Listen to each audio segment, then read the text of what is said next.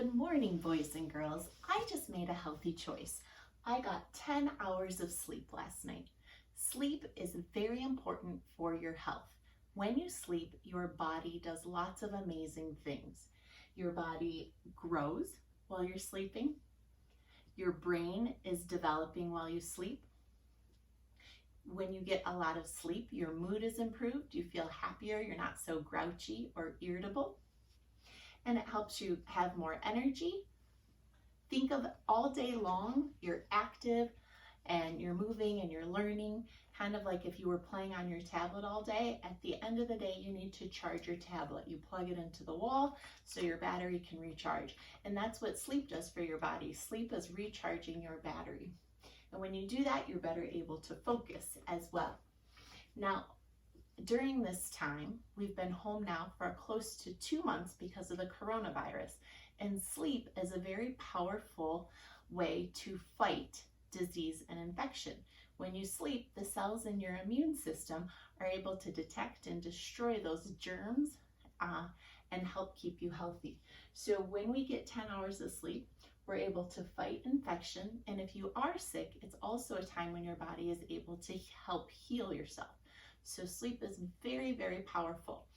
Every night we want to aim for 10 hours of sleep. And if you have a routine, it's much easier to get those 10 hours of sleep. At my house, my daughters and I have the routine of they take a bath, then we read 3 stories, and then we turn the lights off and we have some quiet time and they fall asleep. That doesn't have to be your routine. You can come up with your own routine with your family. Maybe it's singing songs, maybe it's doing some yoga before bed. One thing a lot of research has shown is that tablets, phones, TV, computers, those actually hurt you being able to fall asleep and keep you asleep. The light interferes with your sleep patterns. So try not to use your tablet an hour or 2 before bedtime. So what does 10 hours of sleep look like? If you're going to bed at 8 o'clock, 10 hours later would be 6 a.m. So if you're going to bed at 8 p.m., the earliest you should be getting up is 6 a.m. So if you went to bed an hour later, if you went to bed at 9 p.m., then 10 hours later would be 7 a.m. So every night, try to get 10 hours of sleep.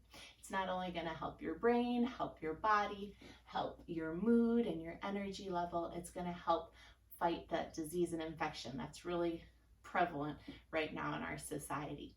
I'm going to have you watch a very short clip, kind of going in depth a little bit more of why sleep is important, and then we're going to get to our exercise this week. So keep making those healthy choices, washing your hands, drinking 6 to 8 cups of water every day, eating fruits and vegetables, getting 10 hours of sleep, and being active 1 hour every day. Probably already know that sleep is really important and that we need to get plenty of it. Doctors think that most kids need to get about 10 to 12 hours of sleep every day. But sometimes it's hard to go to bed when you're supposed to, especially if you don't feel tired. That's why it helps to know what's going on while you're snoozing away at night and why sleep is so important. Think about all the things you do during the day. You probably spend a lot of your day playing, or maybe going places like to school or to the store. All those activities and anything else you do take energy. Your body still uses energy when you sleep, but it uses less of it. Since your body uses less energy when you sleep, it has a chance to save some of that energy for later. So you feel good when you wake up the next morning and you're ready to take on another day. Sleep also gives your body a chance to focus energy on things that keep you healthy. For example, your body uses energy to heal and to grow while you sleep. Sleep also gives your body a chance to use energy to fight off the germs that can make you sick. So sleep is really important for your whole body. But there's one special part of your body that really needs sleep: your brain. Sleep not only gives your body a rest, it gives your brain a rest too. Your brain is super busy during the day. It works really hard to make sense of all the things you see, smell, and hear. It makes sure that all the parts of your body are working together. It helps you make decisions, and it helps you learn new things. And those are just some of your brain's jobs. Your brain doesn't stop working when you sleep, but it does have a chance to slow down for a bit and to kind of figure things out. While you sleep, your brain organizes the things you learned about during the day to help you remember them for later. Your brain also also sorts out your feelings while you sleep. Scientists have also found out that your brain needs sleep to help you concentrate, so you can be better at solving problems at home and at school. Wow, there is a lot going on while you sleep, even if you don't remember it when you wake up. There is so much going on, in fact, that your body usually makes you feel pretty terrible when you don't get enough sleep. Too little sleep can make you feel tired,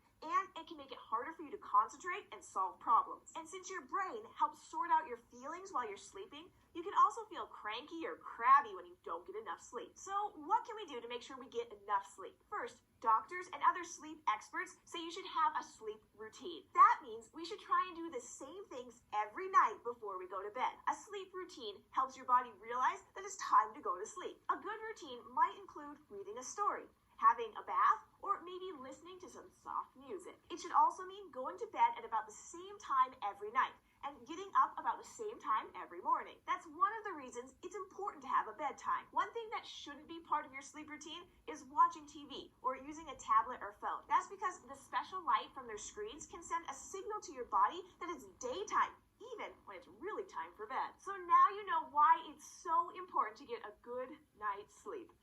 I think I'm gonna go take a nap.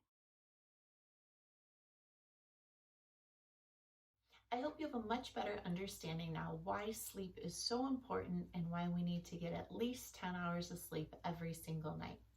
What are we going to do this week for PE? We're going to review our locomotor skills. What are locomotor skills? Right, locomotor skills are how we get from one point to another on our feet, and there are 8 basic movements. Try to name them with me. There's walking, running, jumping, hopping, sliding, galloping, skipping, and leaping. These eight basic movements, once we're able to do them under control, with good balance and good form, then we can use those skills to transfer into other games and activities, like take jumping. If we know how to jump with correct form and balance and we're under control, then we can use a jump rope.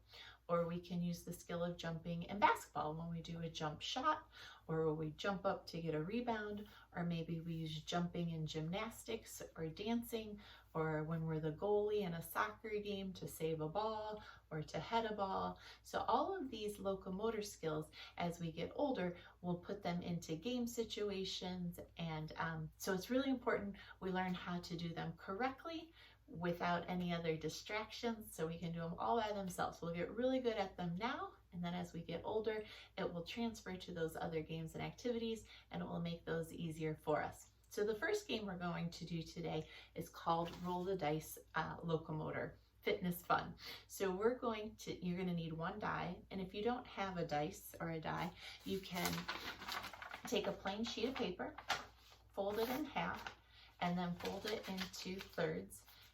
Once you have those creases, open it back up, and now you have 6 equal quadrants. You can take a crayon and you can put the dots that would appear on a die, or you can just write the numbers 1, 2, 3, 4, 5, 6 like you would find on the dice, and you can rip them into those 6 pieces, and then instead of rolling the dice, you can just shuffle them and pick one, and you'll be ready to go. So that's all the setup you need. As you can see on the board behind me, each number on the die or on your piece of paper will stand for a locomotor skill. 1 is jump, 2 is hop. So if I roll 1, then I'll jump. If I roll a 2, it will be hop. Depending on your space, if you're able to be outside, which I highly recommend, you'll have more space. I am right here in my kids' little play area, so I don't have much space. So when I roll the die, if it is a 1, I am going to jump around my daughter's table 3 times. Then I'll roll the die again, see which locomotor movement I'll use again to go around the table 3 times. So if you're going around a big table, maybe you only do it once, or if you're outside, maybe you go down and back if you're going between 2 trees. So you'll make it fit your situation. So here I'm going to roll the die. And I got a 6, so I'm going to run around the table. 1, pumping my arms. 2, 3, and then I'll roll again. 5, skipping. So now I'm gonna skip around the table 3 times. Step, hop, step, hop, step, hop, step, hop. 1 time, 2 times. Notice how I'm swinging my opposite arm with my opposite leg for skipping. And then I would roll again. So if you have a brother or sister, you can take turns rolling the die or picking your number from your piece of paper. And if you're unsure of any of these locomotor skills, at the end of this video, I'm gonna attach some of the cues to help you remember. If you're like, oh, I forget jumping. Remember when we jump, we always wanna have soft feet so we don't land on our heels. It's nice and quiet. We land with bent knees. Or if you forgot sliding, we don't wanna cross our feet. So if you forget any of those, that'll be at the end of this video. Try this game, have fun. Another fun way to practice our locomotor skills is with a sidewalk chalk obstacle course. And I drew one of those out in front of my house as an example for you, boys and girls. You can copy mine and use it, or you can make it your own. Doesn't matter what order the locomotor skills in or how far apart they are. The important part is you have fun, you practice your locomotor skills, and you get some good exercise. So let's go check it out. All right, this is the sidewalk chalk obstacle course that I created. I'm gonna walk through it with you, and then I'll have my daughter demonstrate it. So this is starting with the locomotor skill of galloping. You're gonna gallop between these 2 parallel green lines. When you get to the end, you'll change to the locomotor skill of skipping, trying to skip on this orange curved line all the way to the end. Then you'll jump over the yellow horizontal lines, and you will slide on the green line. When you get to the red circle, you'll stop, change directions, and slide. Remember, when we slide, try not to cross your feet. Every time you get to the red circle, you'll stop and change directions. Then you'll hop on your left foot, hop on your right foot on those purple circles, and then you will get to the blue line and you will run. Every time you get to a white rectangle, you'll leap over it, run again on the blue line, leap, run, leap, get to the orange line. You're gonna follow the line, walking all the way to the end. When you get to the cloud, you're gonna jump up and high five the sky. Remember, when you do a vertical jump, you wanna bend your knees, swing your arms, make sure you have a soft landing, really quiet feet, and knees are bent. All right, now my daughter's gonna demonstrate. Boys and girls, this is my daughter, Carson, and she's gonna start. She's gonna begin by galloping. Go ahead, Carson. She keeps the same foot forward. She's gonna skip, step, hop, trying to stay on the orange line, jumping over the yellow lines, and now she's gonna slide. She's not crossing her feet. She gets to those red circles, she changes direction. Good. And now she's hopping, puts her knee behind her, changes feet. This is harder on this foot for her. You might find that one foot is easier or harder for you. Now she's gonna run and leap. Run and leap, oh no, run and leap. Good. And then she's going to walk, trying to use balance. She may need to go slower. She can go faster if it's easy, following that curved pathway.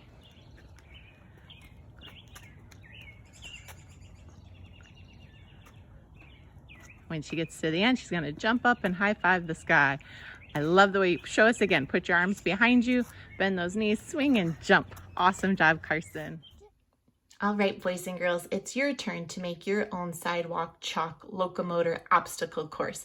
As you can see, my daughter did an awesome job. She tried her best. Did she do every skill perfectly? No. And that's okay. She's in kindergarten like a lot of you, and she's practicing to get those locomotor skills perfect, so as she gets older, she'll be able to put those into different games and activities. The important part here is that we're practicing, we're having fun, and we're getting exercise. So this next video will go through all 8 locomotor skills and help review some of those cues if you have forgotten, are confused at all.